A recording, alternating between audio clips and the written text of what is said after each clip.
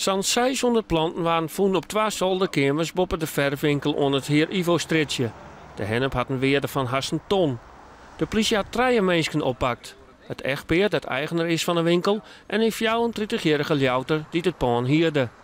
Nevens de politie had er sprake geweest van een gevaarlijke situatie. Het is illegaal stroomoptap, het is net op een professionele manier gebeurd.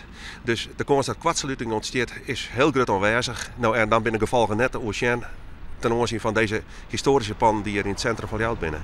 Opvallend is dat de hennep kweekt waard naast het nieuwe politiebureau dat op dit stuit ontwerpen wordt. Het is wat dat betreft net een handige locatie om een hennepkwekerij te brengen. Misschien van die mensen wel een uitdaging om te zien hoe vier ze gaan kennen.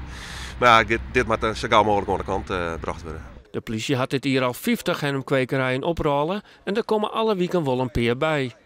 De politie wil dit hier van de kwekers voor haast 6 miljoen euro om bezittings, als auto's, stereo-installaties of zelfs huizen in beslag nemen.